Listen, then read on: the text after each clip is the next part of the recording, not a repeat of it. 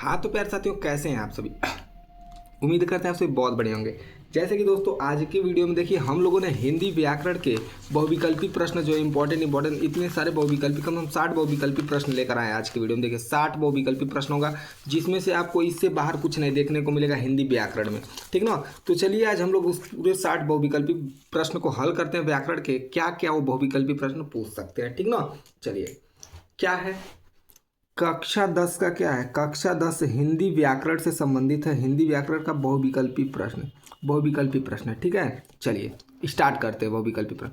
पहला क्या है, समास के कितने भेद हैं। समास के कितने भेद होते हैं, 5 3 6 4। मतलब समास के कितने भेद होते हैं, तो भैया ऑप्शन है इसका सी सही है। समास के 6 भेद होते हैं, ठीक ना। चलिए दूसरा बहुविकल्पी प्रश्न है, धान कोठी में कौन सा समास है। धान कोठी में कौन सा समास है। अव्ययी भाव है, कर्मधारय है, तत्पुरुष है या बहुव्रीहि समास है। तो आप लोग को ध्यान देना है कि धान कोठी जो है उसमें तत्पुरुष समास है, इंपॉर्टेंट है, याद कर लीजिएगा, ठीक ना। तत्पुरुष समास है। चलिए तीसरा क्या है, दिग्गु समास के उदाहरण चुनिए। यानी दिग्गु समास के इसमें से कौन उदाहरण है। पहला है चौमासा, नवरत्न है, पंचवटी है या ये सभी। भैया दिग्गु समास कैसे हम लोग जानेंगे, तो आप लोग को ज्ञात मतलब ध्यान देना है कि दिग्गु समास में पहले जो संख्यावाचक होता है, ठीक ना, संख्यावाचक से शुरू होता है। तो जैसे देखिए चौमासा भी चौ यानी 4 से शुरू है, यहाँ भी नवरत्न यानी 9 से शुरू है, पंच यानी 5 से शुरू है, और लास्ट में दिया है सभी। यानी ये सभी क्या है, हमारे दिग्गु समास है। यानी इसमें डी वाला ऑप्शन सही हो जाएगा, यानी ये सभी, ठीक है।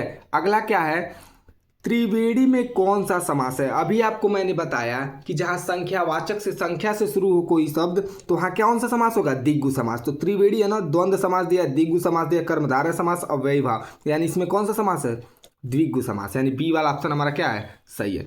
अगला क्या है, सुख दुख, बीच में भैया योजक चिन्ह है। सुख दुख में समास है, जहां भी सुख दुख हो यानी योजक चिन्ह जिसके बीच में आ जाता है वो हमारा द्वंद्व समास होता है। योजक चिन्ह दिखे तो द्वंद्व समास, यानी दिग्गु समास नहीं है, अव्ययी भाव नहीं है, कर्मधारय नहीं है। कौन सा ऑप्शन सही है, डी वाला ऑप्शन। कौन सा, द्वंद्व समास है, ठीक ना।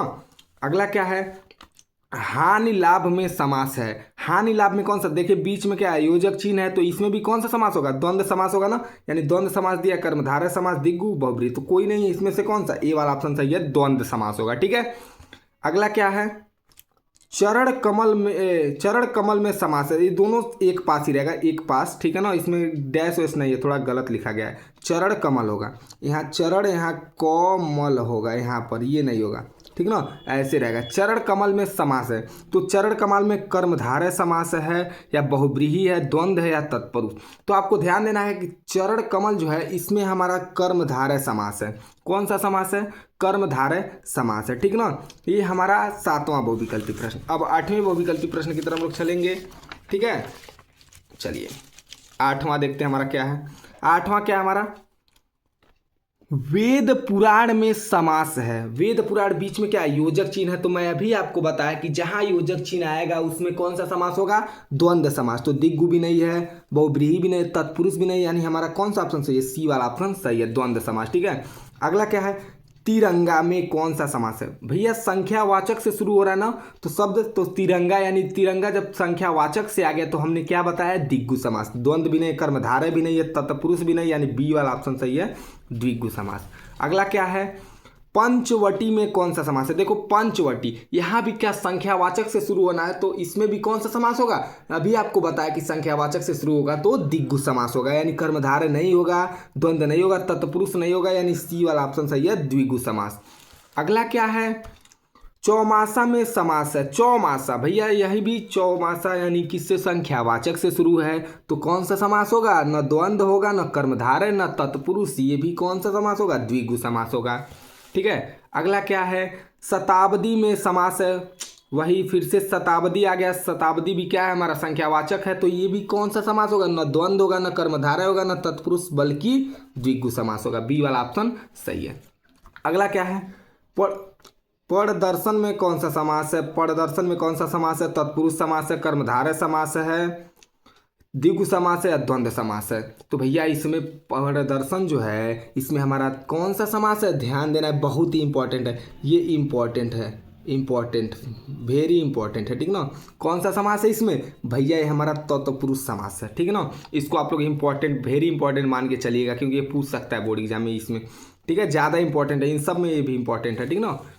अगला क्या है, आप बीती शब्द में समास है। आप बीती शब्द में कौन सा समास है, द्वंद्व समास है, कर्मधारय समास है, तत्पुरुष समास है, द्विगु समास है। तो आप बीती जो है इसमें भी हमारा तत्पुरुष समास है, तत्पुरुष समास यानी हमारा सी वाला ऑप्शन सही है, ठीक ना।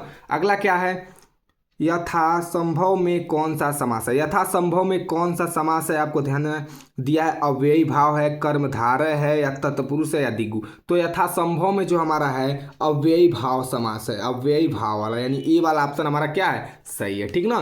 चलिए अगले बहुविकल्पी प्रश्न की तरफ हम लोग बढ़ते हैं।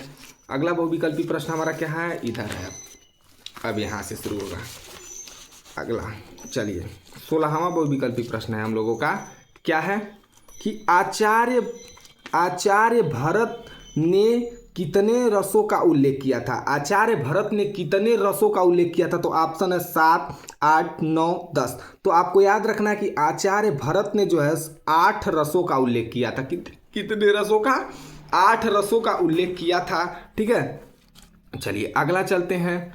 अगला क्या है, रस सिद्धांत के आदि प्रवर्तक कौन है। रस सिद्धांत जो है उसका आदि प्रवर्तक यानी कौन थे, यानी भरत मुनि, भानुदंत थे, या विश्वनाथ थे, या भामह थे, ठीक है। तो इसमें ऑप्शन कौन सा सही होगा, जो भैया रस सिद्धांत के आदि प्रवर्तक थे वह भरत मुनि थे, यानी ये वाला ऑप्शन हमारा क्या है, सही है। चलिए अगला चलते हैं। अगला है क्या, संचयी भावों की संख्या है। संचयी भावों की संख्या कितनी होती है, 27, 29, 31, 33। यानी तो संचयी भावों की जो हमारी संख्या होती है भाई वो होती है 33, यानी हमारा डी वाला ऑप्शन क्या है, सही है। चलिए अगला क्या है, भक्ति रस का स्थापना किसने की। यानी भक्ति रस का स्थापना किसने किया था, क्या ऑप्शन है, भरत ने, विश्वनाथ ने, रूप गोस्वामी ने, मम्मट ने है, मम्मट ने है, ठीक है ना। तो क्या है यहाँ भक्ति रस, यानी भक्ति रस को समझ के तुरंत आप भरत मत लगा दीजिएगा, ये गलत हो जाएगा। भक्ति रस का स्थापना रूप गोस्वामी ने किया था, ठीक है, यानी हमारा सी वाला ऑप्शन इसमें क्या है, सही है। अगला क्या है, अलंकार का शाब्दिक अर्थ है। अलंकार का शाब्दिक अर्थ क्या होता है, आपको भी पता है कि अलंकार का शाब्दिक अर्थ क्या होता है, आभूषण होता है, आभूषण, ठीक ना। चलिए अगला है, अलंकार कितने प्रकार के होते हैं। तो आपको पता ही है कि अलंकार 3 प्रकार के होते हैं। अलंकार कौन कौन से अलंकार होते हैं, शब्दालंकार, अर्थालंकार और उभयालंकार, ठीक है ना। चलिए अब यहाँ पर क्या है, मुख मयंक सम मंजु मनोहर है ना, मुख मयंक सम मंजु मनोहर। आगे क्या है, पंक्ति में कौन सा अलंकार है। तो इसमें कौन सा अलंकार है मुख मयंक में, इसमें भैया हमारा है उपमा अलंकार है, या उभया अलंकार है, या रूपक अलंकार है, या अनुप्रास अलंकार। तो इसमें हमारा जो है उपमा अलंकार है। कौन सा ऑप्शन सही है, ए वाला ऑप्शन सही है, ठीक ना। अब क्या है, चली मनो आंगन कठी ताते राते पाए। पंक्ति में कौन सा अलंकार है, देखो क्या बोला है, चली मनो। आपको ध्यान देना, जहाँ मनहु मानो आए, जनहु जानो आए, ये सब आपको दिखे तो वहाँ पर हमेशा ध्यान दीजिएगा, हमेशा उत्प्रेक्षा अलंकार होता है। कौन सा अलंकार होता है, उत्प्रेक्षा अलंकार। तो पहला दिया रूपक अलंकार, दूसरा उपमा अलंकार, तीसरा उत्प्रेक्षा अलंकार, और चौथा क्या है, अनुप्रास अलंकार। तो भैया मनो आ गया ना, तो अभी क्या बताया, उत्प्रेक्षा अलंकार इसमें होगा, ठीक है। यानी कौन सा ऑप्शन सही है, सी वाला ऑप्शन सही है। चलिए अब अगले बहुविकल्पी प्रश्न की तरफ हम लोग चलते हैं। अगला हमारा बहुविकल्पी प्रश्न क्या है कि उपमा, अगला है एक मिनट, हाँ, उपमा अलंकार के कितने अवयव या अंग होते हैं। तो उपमा अलंकार के कितने अवयव या अंग होते हैं, पहला दिया 3, दूसरा दिया 5, तीसरा 6, चौथा 4। तो आप लोग को ध्यान देना है कि उपमा अलंकार के जो अवयव या अंग होते हैं वह 4 होते हैं, यानी हमारा डी वाला ऑप्शन सही है। अगला क्या है, बहुविकल्पी प्रश्न में है, चरण कमल बंदो हरिराई निम्नलिखित पंक्ति में कौन सा अलंकार है। भैया आप लोग ये सुने होंगे कि पद में है, सूरदास ने गाया था कि चरण कमल बंदो हरिराई जाकी कृपा हो, ये तो आप लोग को ध्यान होगा ना, उसी में से यह लिया गया है। पूछा है कि चरण कमल बंदो हरिराई निम्नलिखित पंक्ति में कौन सा अलंकार है। तो यहाँ पर भैया श्री कृष्ण के चरण रूपी कमल की क्या, चरणों की वंदना किया जाता है, उनके चरण रूपी कमलों, चरण रूपी कमल का क्या कमल रूपी चरण का यहाँ पर वंदना किया जा रहा है। तो उनका चरणों की वंदना किया जा रहा है। यहाँ पर कौन सा अलंकार होगा? उपमा अलंकार होगा कि रूपक अलंकार या उत्प्रेक्षा अलंकार या इसमें से कोई नहीं। तो यहाँ पर क्या होगा भैया हमारा? यहाँ पर जो हमारा होगा रूपक अलंकार होगा। कौन सा अलंकार होगा? रूपक अलंकार। ठीक है, चलिए अगला क्या है? जब उपमेय और उपमान के भेद होते हुए भी दोनों में अभिन्नता प्रकट की जाए तब वहाँ कौन सा अलंकार होगा? तो जब यहाँ पर उपमेय में उपमान में भेद होते हुए भी क्या अभिन्नता प्रकट होता है तो वहाँ पर कौन सा अलंकार होता है? ऑप्शन है उत्प्रेक्षा अलंकार, रूपक अलंकार, उपमा अलंकार या अनुप्रास अलंकार। तो जब ऐसा होता है तो वहाँ पर हमेशा हमारा रूपक अलंकार होता है, यानी हमारा कौन सा ऑप्शन सही है? बी वाला ऑप्शन सही है। चलिए अगला क्या है?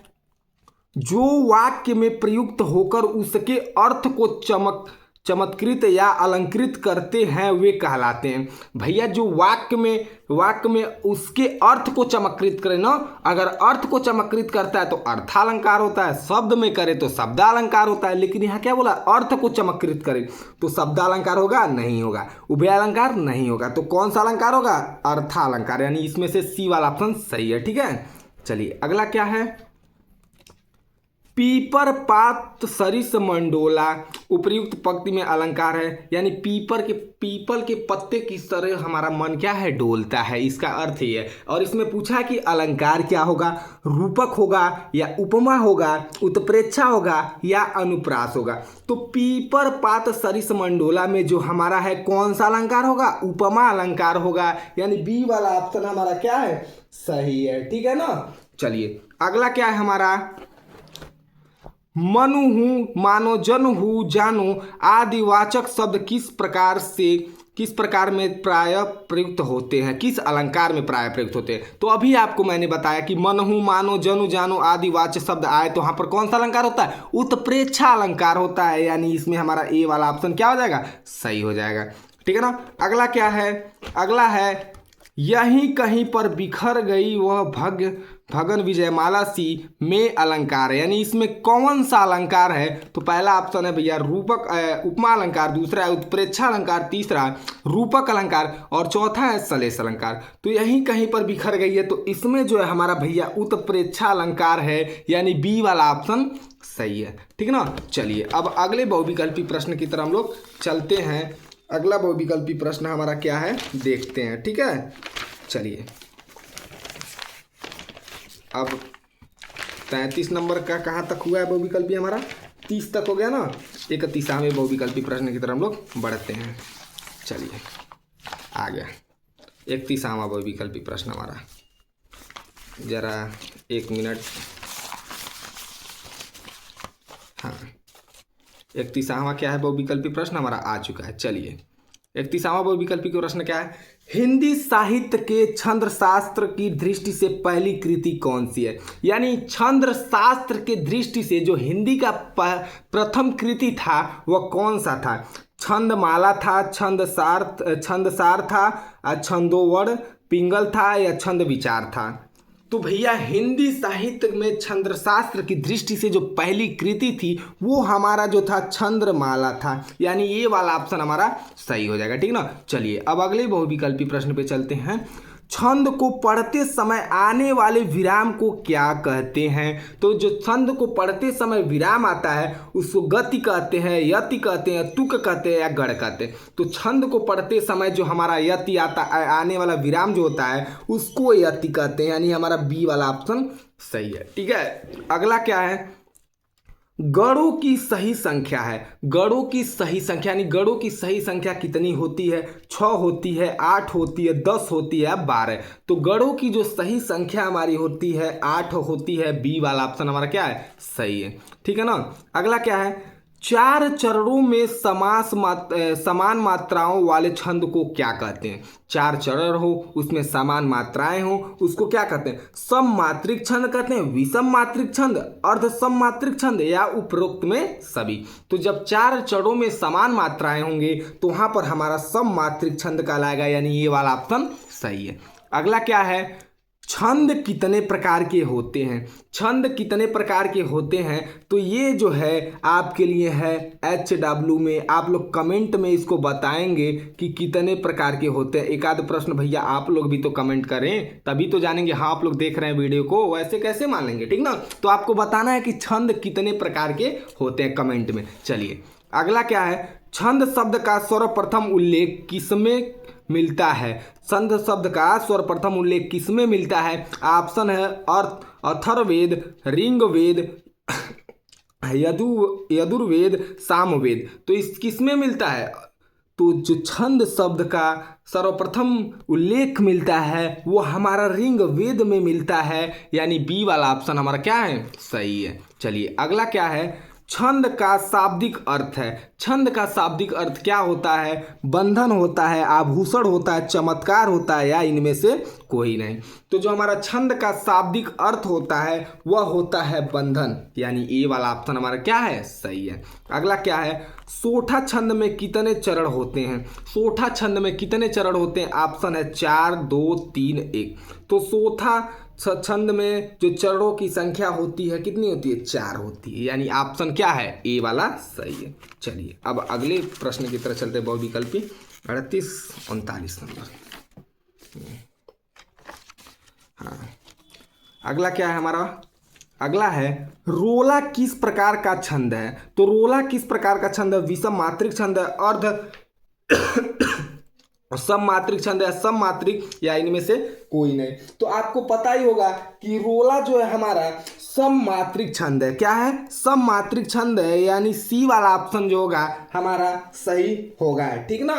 चलिए अगले प्रश्न की तरह हम लोग चलते हैं। अगला प्रश्न हमारा क्या है, चलिए अगला है रोला छंद में कुल कितने चरण होते हैं? रोला छंद में कुल कितने चरण होते हैं? तो इसमें चरणों की संख्या जो होती है रोला छंद में, ऑप्शन है 3, 2, 4, 5। तो रोला छंद में कुल कितने चरण होते हैं? कुल 4 चरण होते हैं, ठीक ना। चलिए अगला क्या है हमारे पास, रोला छंद के प्रत्येक चरण में मात्राएं होती हैं। रोला छंद के प्रत्येक चरण में मात्राएं कितनी होती हैं? 24 मात्राएं होती हैं। कितनी मात्राएं होती हैं? 24।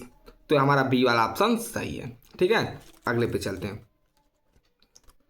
यह सममात्रिक छंद है, इसमें 4 चरण होते हैं और प्रत्येक चरण में 24 मात्राएं होती हैं। 11 और 13 मात्राओं पर यति होती है। यह लक्षण किस छंद का? अभी तो मैंने बताया कि जिसमें 24 मात्राएं होती हैं, यहाँ भी 24, यानी रोला दिया, दोहा दिया, सोठा और वर वै।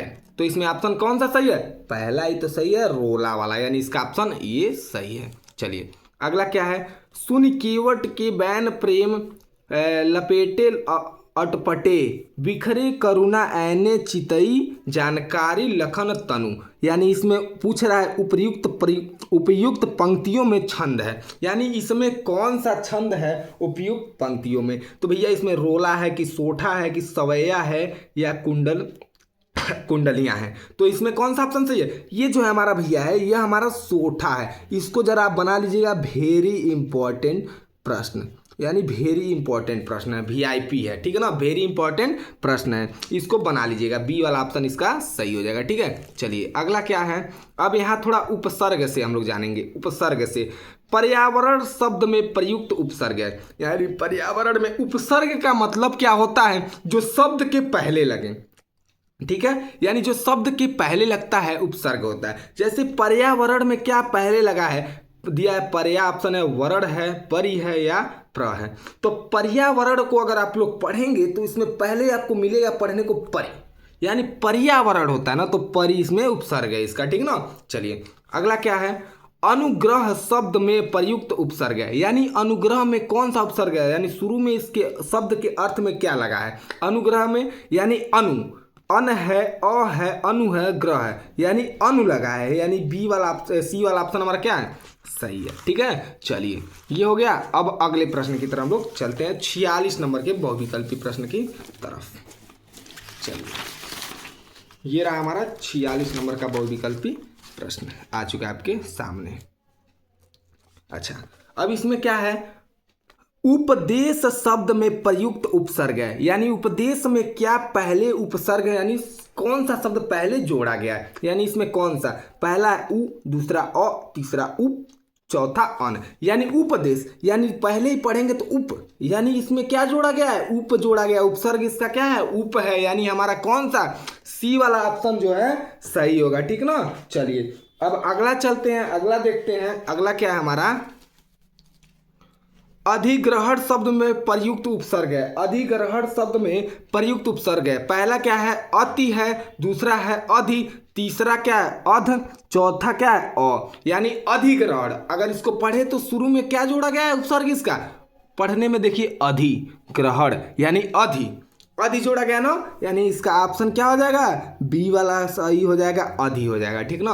अगला क्या है, उपसर्ग शब्द की व्युत्पत्ति है, यानी उपसर्ग सर्ग इसमें किससे मिलके बना है, उपसर्ग प्लस ग, उप प्लस सर्ग, यानी उ प्लस पसर्ग या उपस प्लस गर, तो इसमें किससे मिलके बना है उपसर्ग, उप प्लस सर्ग से मिलके बना है, यानी बी वाला ऑप्शन हमारा क्या है सही है। ठीक ना। आगे क्या है, उपसर्ग का प्रयोग कहाँ होता है, यानी उपसर्ग का प्रयोग कहाँ होता है, तो मैंने अभी आपको बताया कि उपसर्ग का प्रयोग किसी शब्द के पहले होता है और उस शब्द का अर्थ बदल देता है लगने के बाद। ठीक ना। चलिए अब क्या होता है, नहीं अर्थ नहीं बदलता है, सॉरी, उपसर्ग का प्रयोग जो होता है किसी शब्द के पहले होता है, ये इतना जानिए। क्या है उपसर्ग का प्रयोग कहाँ होता है, शब्द के आदि में, शब्द के मध्य में, शब्द के अंत में, या इनमें से कोई नहीं। शब्द के आदि का मतलब हुआ क्या, शब्द के पहले, यानी शब्द के पहले जो प्रयोग होता है उसे उपसर्ग कहते हैं। जी बिल्कुल उसी को उपसर्ग कहते हैं, यानी शब्द के आदि में ऑप्शन होगा। यहाँ पर क्या शब्द के मध्य में, क्या शब्द के बीच में, नहीं भाई शब्द के बीच में नहीं होता है, और यहाँ पर शब्द के अंत में, ये भी तो गलत है, शब्द के अंत में भी नहीं होता है। ऑप्शन ये हमारा क्या हो जाएगा, सही हो जाएगा। ठीक है। चलिए अगला क्या है, अगला है हमारा निष्कपट शब्द में उपसर्ग है, यानी निष्कपट में क्या उपसर्ग है, पहले क्या जोड़ा गया इसमें, निस होगा कि नी आधा सौ होगा, या नी छोटा वाला आधा सौ होगा, या नी सौ होगा। तो देखेंगे तो नी और आधा सौ, ये वाला ऑप्शन बी वाला हमको ऑप्शन दिख रहा है सही, यानी नी और आधा सौ हो जाएगा, निस हो जाएगा। ठीक ना। चलिए अगला क्या है, निर्जन शब्द में किस उपसर्ग का प्रयोग किया गया है, निर्जन शब्द में किस उपसर्ग का प्रयोग किया गया है, नी या नीर या नी, छोटी नी की नौ पे छोटी की मात्रा और आधा रॉ, तो भैया नीर, नी और आधा रॉ, तो इसमें देख रहे हैं शुरू में नी और आधा रॉ का प्रयोग किया गया है, यानी कौन सा ऑप्शन सही हो जाएगा, डी वाला ऑप्शन यहाँ पर वैसे ही दिख रहा है, नी और आधा रॉ सही हो जाएगा। ठीक है ना। चलिए अगला क्या है, अब प्रत्यय से थोड़ा पढ़ेंगे, प्रत्यय से। प्रत्यय शब्द सम्मित है, यानी प्रत्यय किससे मिलके बना है, प्रत प्लस अय, प्रत्यय प्लस य, प्रति प्लस अय या प्रति प्लस य, तो भैया प्रत्यय जो हमारा है प्रति प्लस अय से मिलके बना है, यानी सी वाला ऑप्शन हमारा क्या है सही हो जाएगा। जितने भी आपको इंपॉर्टेंट बहुविकल्पी प्रश्न है मैं वो सब बता रहा हूँ, ध्यान दीजिएगा, बस आप लोग इसको याद कर लीजिएगा, कॉपी पर लिखना चाहते हैं लिख के याद कर लीजिएगा, लेकिन इसको याद कर लीजिएगा। ठीक ना। चलिए अगला क्या है, महानता शब्द में किस प्रत्यय का प्रयोग हुआ है, यानी इसमें क्या है महानता, इसको पढ़िए महानता, महानता पढ़ने में आ रहा है क्या लास्ट। अब आपको पहले यहाँ बता दें कि प्रत्यय होता क्या है, तो इसमें प्रत्यय जो होता है जो शब्द के अंत में जुड़ता है, शब्द के अंत में जुड़ा हुआ है यहाँ पर प्रत्यय। उपसर्ग क्या होता था, शब्द के पहले जुड़ता था, लेकिन प्रत्यय जो शब्द के अंत में जुड़ता, यानी महानता में क्या है अंत में जुड़ा, महानता, ता जुड़ा है ना, यानी इसमें कौन सा ऑप्शन सही हो जाएगा, बी वाला ऑप्शन सही हो जाएगा। चलिए ठीक है, अब 53 नंबर का बहुविकल्पी प्रश्न हो चुका है, यहाँ पर 54 नंबर के बहुविकल्पी प्रश्न की तरफ हम लोग आगे बढ़ेंगे। चलिए देखते हैं 54 नंबर क्या है।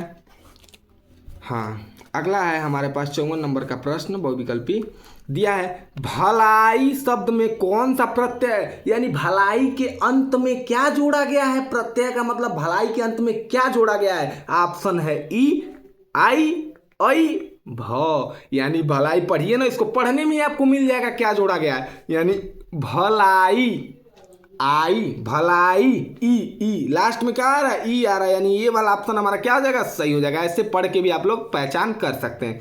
अगला क्या है, दैनिक शब्द में किस प्रत्यय का प्रयोग हुआ है, क्या है दैनिक, इक, इक आ रहा है ना लास्ट में, इक दिया है ऑप्शन, दिन दिया है, निक दिया है, ये सभी आप पढ़े हैं तो क्या आ रहा है दैनिक, इक आ रहा है ना, यानी कौन सा शब्द जुड़ा है लास्ट में, इक, यानी ये वाला ऑप्शन हमारा क्या है, सही है। ठीक है ना। चलिए अगला क्या है, अब ये थोड़ा विभक्ति वाला आ गया है, वचन और विभक्ति वाला, तो इसको आप लोग को थोड़ा दिक्कत होता होगा पढ़ने में और लगाने में, बहुविकल्पी प्रश्न याद करने में। तो इसके लिए मैं 5 को इंपॉर्टेंट लाया हूँ, यही आप लोग तैयार कर लेंगे तो पक्का इस बार आपको बोर्ड एग्जाम 2025 में देखने को मिल जाएगा। इतना याद कर लीजिए, टेंशन नहीं लेना है। ठीक ना, याद कर सकते हैं आप लोग, इतना में से आ सकता है, इतना भी गारंटी नहीं है कि 100% आएगा, लेकिन आ सकता है इतने में से। ठीक ना। चलिए अगला क्या है, अपठम धातु का वचन एवं पुरुष है, यानी यह जो है अपठम धातु का वचन एवं पुरुष है, द्विवचन उत्तम पुरुष, एक वचन प्रथम पुरुष, बहुवचन मध्य पुरुष है या एक वचन उत्तम पुरुष है। यानी इसमें से कौन सा ऑप्शन सही है इसका कि अपठम धातु का वचन एवं पुरुष क्या है। तो ये जो हमारा है एक वचन और कौन सा सही है, ए वाला ऑप्शन सही है, यानी एक वचन और उत्तम पुरुष है। ठीक ना, पहला डी वाला ऑप्शन सही है, एक वचन और उत्तम पुरुष। ठीक है। चलिए तो अगला क्या है, इसको याद करिए, ये सब इंपॉर्टेंट है। ये जो था ये वेरी इंपॉर्टेंट था, वेरी इंपॉर्टेंट प्रश्न, वीआईपी मतलब वेरी इंपॉर्टेंट पर्सन नहीं, यहाँ पर वेरी इंपॉर्टेंट प्रश्न है। ठीक ना। चलिए अगला क्या है, हस्तु धातु रूप का वचन एवं पुरुष है, द्विवचन मध्यम पुरुष है या बहुवचन उत्तम पुरुष है, एक वचन प्रथम पुरुष है या द्विवचन प्रथम पुरुष है। तो ये हस्तु धातु का जो वचन एवं पुरुष है, इसका जो है एक वचन और क्या है, एक वचन प्रथम पुरुष है, एक वचन प्रथम पुरुष है। ये हमारा सी वाला ऑप्शन सही होगा। ये भी क्या है हमारा, ये भी हमारा वीआईपी है, यानी वीआईपी वेरी इंपॉर्टेंट पर्सन नहीं, वेरी इंपॉर्टेंट प्रश्न है, इसको लिख लीजिएगा। ठीक ना। चलिए अगला क्या है, अगला हमारा है पठेताम धातु का वचन एवं पुरुष है, पठेताम धातु का वचन एवं पुरुष है, प्रथम पुरुष बहुवचन है या प्रथम पुरुष द्विवचन है या क्या है, प्रथम पुरुष एक वचन है या मध्यम पुरुष द्विवचन है। तो पठेताम धातु का जो वचन एवं पुरुष है वो जो हमारा प्रथम पुरुष एवं द्विवचन है, यानी हमारा कौन सा ऑप्शन सही है, बी वाला ऑप्शन इसमें से हमारा सही है, बी वाला ऑप्शन सही है। ठीक ना। तो इसका क्या, ये भी हमारा क्या है, वीआईपी है, वेरी इंपॉर्टेंट पर्सन नहीं, वेरी इंपॉर्टेंट प्रश्न है। ठीक ना। चलिए ये भी हो गया। अगला क्या है, 59 नंबर, अगला है हमारा पठीस है, देखिए आधा 100 है, पेट फाड़ुआ आधा 100 है, जिसको हिंदी में पेट फाड़ुआ कहते हैं। पठिष्यथ, पठिष्यथ धातु का पुरुष एवं वचन है, पठिष्यथ धातु का पुरुष एवं वचन क्या है, उत्तम पुरुष द्विवचन है, मध्यम पुरुष बहुवचन है या मध्यम पुरुष द्विवचन या उत्तम पुरुष बहुवचन। तो पठिष्यम धातु का जो पुरुष एवं वचन है वह मध्यम पुरुष बहुवचन है, यानी हमारा कौन सा ऑप्शन सही है, बी वाला ऑप्शन सही है। ठीक है ना, बी वाला ऑप्शन सही है, प्रथम पुरुष बहुवचन पर मध्यम पुरुष बहुवचन। अगला क्या है हमारा 60वां बहुविकल्पी प्रश्न है, हस्ती शब्द का पुरुष एवं वचन है। तो भैया एक प्रश्न मैंने आपको कमेंट में दिया ही था, 1 मिनट, ये जो 59 नंबर था इसको भी वीआईपी बना लीजिएगा, ये भी वीआईपी है, वीआईपी मतलब वेरी इंपॉर्टेंट पर्सन नहीं, वेरी इंपॉर्टेंट प्रश्न। ठीक है ना। चलिए 60 नंबर का जो है इसको भाई आपको क्या करना है, यहाँ पर जो मैं कह रहा हूँ वो करना है आपको, यहाँ पर आपको COMMENT कमेंट, यानी कमेंट है भैया, खाली है कमेंट, खाली में आपको इसको भरना है, यानी 60 नंबर का ऑप्शन आपको जो है बहुविकल्पी प्रश्न का कमेंट में बताना है कि कौन सा इसमें से सही होगा। आपको एक मैंने दिया था कि छंद के प्रकार कितने होते हैं और एक, इन दोनों को आपको कमेंट में बताना है कितना होगा। ठीक है। तो चलिए इसमें 60 व्याकरण से जान लिए और हम लोग 50 हिंदी के बहुविकल्पी जान लिए थे, यानी टोटल 110 बहुविकल्पी प्रश्न जान चुके हैं, जिसमें से आपका 20 नंबर तो भैया आप क्लियर हो ही जाएगा, आपको कोई दिक्कत होने वाला नहीं है बहुविकल्पी प्रश्न में। ठीक है ना। तो चलिए ठीक है, तब तक के लिए भाई बस इस वीडियो में इतना ही, फिर जब अगले वीडियो में मिलेंगे तो कुछ नए इंपॉर्टेंट प्रश्नों को लेकर आएंगे। ठीक है।